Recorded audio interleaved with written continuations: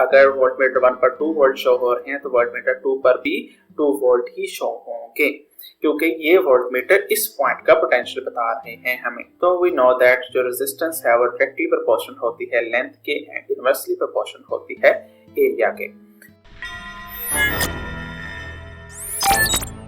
अस्सलाम वालेकुम students, welcome to physics house.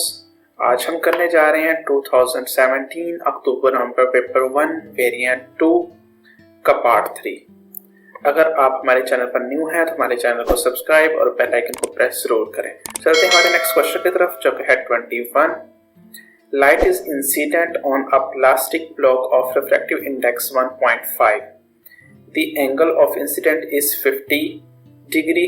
What is the angle of refraction? Angle of refraction find करना है and according to Snell's law reflective index is equal to होता है sin I।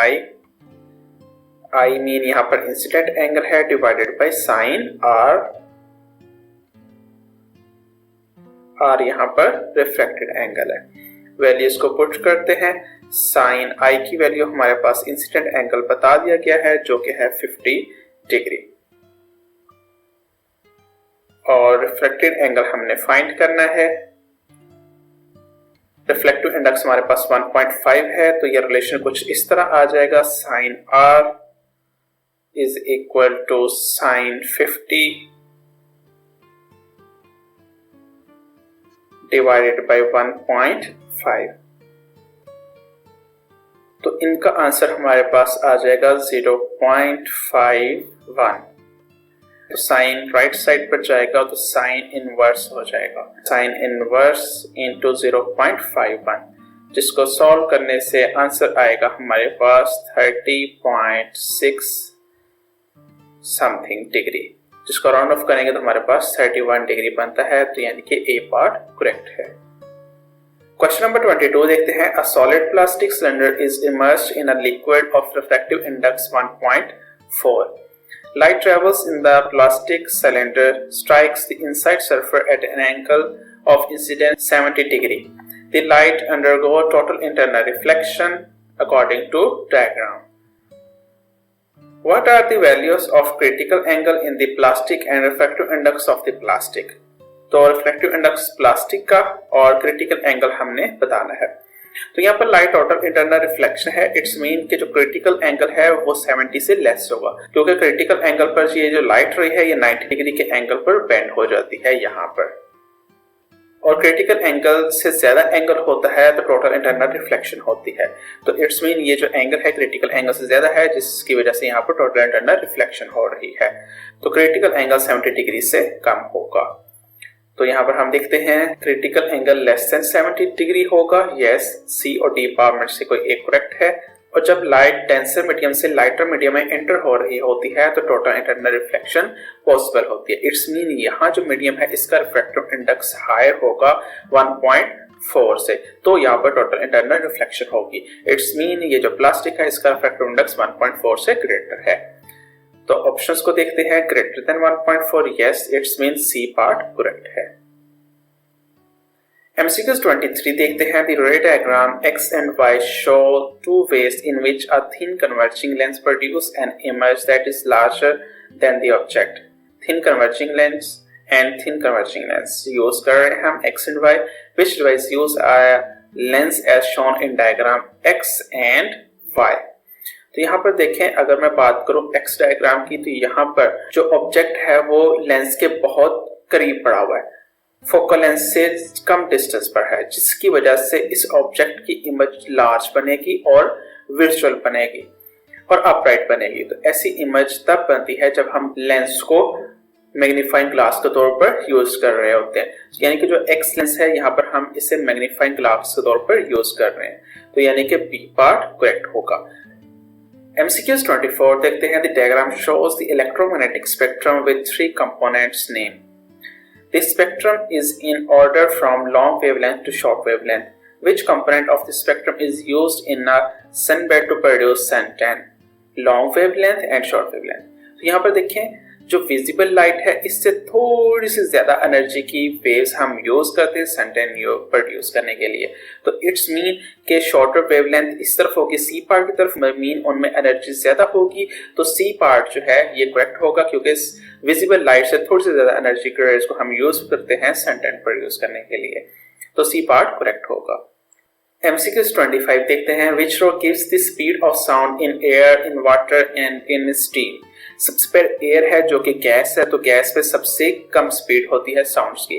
फिर उसके बाद लिक्विड है वाटर, एंड उसके बाद जो है हमारे पास स्टील है सॉलिड। तो सबसे कम स्पीड जो है साउंड की वो गैसेस में होती है, लिक्विड में उससे ज्यादा होती है और सॉलिड्स में सबसे ज्यादा होती है। यानी कि इस तरह जो साउंड की स्पीड है वो इंक्रीज होगी। हम इस ऑर्डर को देख लेते हैं।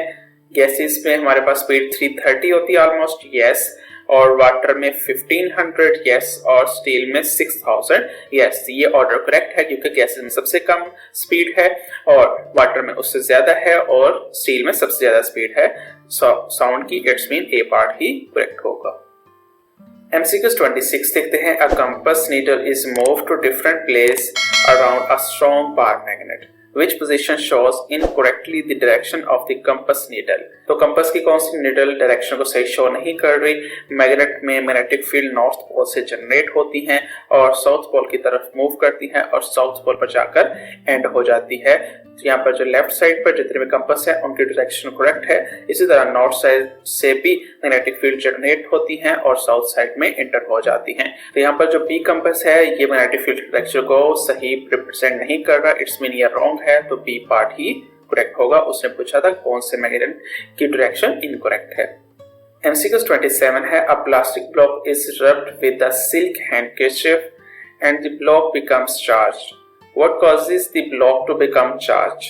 तो ब्लॉक क्यों चार्ज हुआ है? क्योंकि सिल्क का हैंडकरचिफ है उससे इलेक्ट्रॉन जो है वो असेस अमाउंट में होंगे, तो सिल्क के इलेक्ट्रॉन जो है वो प्लास्टिक पर शिफ्ट हो जाएंगे जिसकी वजह से जो प्लास्टिक का ब्लॉक है वो चार्ज हो जाएगा।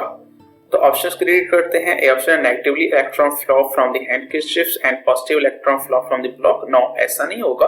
ब्लॉक प्लास्टिक का है उससे ना ही नेगेटिव इलेक्ट्रॉन निकलेंगे ना ही पॉजिटिव, तो ऐसा पॉसिबल नहीं है।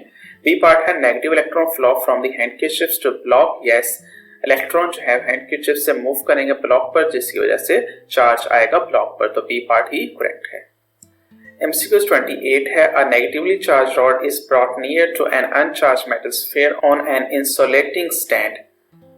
Which diagram shows the charge distribution on this sphere? तो charge distribution correct कहाँ पर है? देखें यहाँ पर नेगेटिव रोड है। जब नेगेटिव रोड है तो नेगेटिव मेटल में से पॉजिटिव को अपनी तरफ अट्रैक्ट करेगा तो यहाँ पर पॉजिटिव आ जाएंगे, और नेगेटिव को रिपेल करेगा तो नेगेटिव इलेक्ट्रॉन जो है वो ऑन द अदर हैंड चले जाएंगे। तो कुछ इस तरह के चार्ज डिस्ट्रीब्यूशन होने चाहिए जैसा कि मैंने बनाई है। तो ऐसी ए पार्ट में तो बिल्कुल भी नहीं थी, बी पार्ट में भी ऐसी नहीं है। यहाँ पर पॉजिटिव चार्ज मिसिंग है, यहाँ पर पॉजिटिव चार्ज होना चाहिए था। सी पार्ट में यहाँ पर इलेक्ट्रॉन होने चाहिए थे जो कि मिसिंग है क्योंकि इसका जो हमारे पास स्टैंड है वो इंसुलेटिंग है तो वो अर्थ में नहीं जा सकते, इस स्फीयर से बाहर नहीं निकल सकते। तो डी पार्ट में जो डायग्राम है वो बिल्कुल करेक्ट है क्योंकि पॉजिटिव जो है वो नेगेटिव रॉड के करीब है और नेगेटिव रिपेल हो गए हैं, तो यानी कि डी पार्ट करेक्ट होगा। MCQ 29 है, 6 volt battery, 3 resistors and 3 voltmeters are connected in the circuit shown. Okay. The reading on voltmeter 1 is 2 volt. Okay. What is the reading on the voltmeter 2 and what is the reading on the voltmeter 3? Voltmeter 2 and 3 पर reading हमने find करनी है। voltmeter 1 पर जो reading आ रही है वो 2 volt है।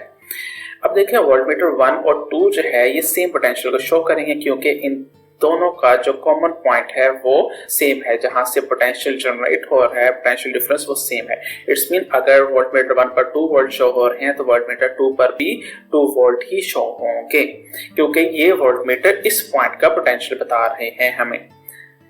तो अगर यहाँ पर 2 वोल्ट ड्रॉप हो गए हैं इन दो रेजिस्टेंस के अक्रॉस तो इस 6 में से बाकी 4 रह गए। तो इस वोल्टमीटर पर जो रीडिंग आएगी वो 4 वोल्ट आएगी जिसकी वजह से टोटल वोल्टेज 6 हो सकते हैं। तो यानी कि जो 2 वोल्टमीटर है इस पर 2 वोल्ट शो होंगे और 3 वोल्टमीटर पर 4 वोल्ट।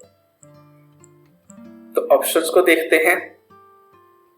ए ऑप्शन हमारे पास है वोल्टमीटर 2 पर 2 वोल्ट होंगे, यस, एंड वोल्टमीटर 3 पर 4 वोल्ट होंगे, यस। तो ए पार्ट ही करेक्ट है।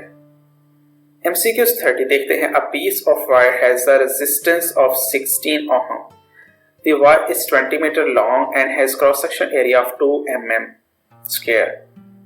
Which wire of the same material has a resistance of 8 ohm? हमने 8 ohm resistance की वायर की length and cross section area find करना है। तो we know that जो रेजिस्टेंस है वो डायरेक्टली प्रोपोर्शन होती है लेंथ के एंड इनवर्सली प्रोपोर्शन होती है एरिया के। तो यहाँ पर इस वायर की जो रेजिस्टेंस है वो हमारे पास उसने बता दी है कि 16 ओम है और यहाँ पर जो लेंथ है वो 20 एंड जो एरिया हमारे पास है वो 2 है। इसको कुछ मैं फर्दर सिंप्लीफाई कर लेता हूँ। 16 इज प्रोपोर्शनल टू 10। अब जो रिक्वायर्ड वायर है उसकी रेजिस्टेंस है 8 ओम, तो यानी कि मुझे 8 ओम रेजिस्टेंस की वायर चाहिए। तो 16 के हाफ हो रही है। इट्स मीन प्रोपोर्शनलिटी के दूसरी तरफ जो आंसर है रेशो का लेंथ ओवर एरिया रेशो का वो 5 आना चाहिए, क्योंकि यहाँ पर 16 हाफ हुआ है, 16 से हाफ 8 हुआ है, तो यहाँ पर 10 से हाफ 5 होगा। तो यानी कि यहाँ पर मैंने ऐसा कॉम्बिनेशन ढूंढना है जिनकी रेशो 5 आए। तो यहाँ पर देखते हैं लेंथ हमारे पास 10 है divided by 1 cross section area 10 आएगा, तो ये ऑप्शन करेक्ट नहीं है। यहाँ पर 10 है, 10 डिवाइड बाय 4 2.5 आएगा, ये ऑप्शन भी करेक्ट नहीं है। 20 डिवाइडेड बाय 1 ये ऑप्शन 20 आएगा, तो ये ऑप्शन भी करेक्ट नहीं है। डी में लेंथ हमारे पास 20 है एंड क्रॉस सेक्शन एरिया हमारे पास 4 है, डिवाइड करेंगे तो हमारे पास आंसर आएगा 5। तो 5 जो है वो हमें रिक्वायर्ड रेशो थी। इट्स मीन जो डी है ये ऑप्शन करेक्ट है, यानी कि अगर हम 20 सेंटीमीटर की वायर लें और उसका cross section area 4 mm square हो तो उसकी रेजिस्टेंस 8 ओम आएगी। तो डी पार्ट करेक्ट है। ओके स्टूडेंट्स, आज का लेक्चर हमारा यहाँ खत्म होता है। अगर इस लेक्चर से रिलेटेड किसी किस्म का कोई क्वेश्चन हो तो आप हमसे कमेंट सेक्शन में पूछ सकते हैं। हमारे सोशल मीडिया अकाउंट्स के लिंक्स भी डिस्क्रिप्शन में शेयर किए गए हैं। आपको किसी किस्म की हेल्प की जरूरत हो तो आप उनके थ्रू हमसे कॉन्टैक्ट कर सकते हैं। अपना बहुत सारा ख्याल रखिएगा। हाफिज।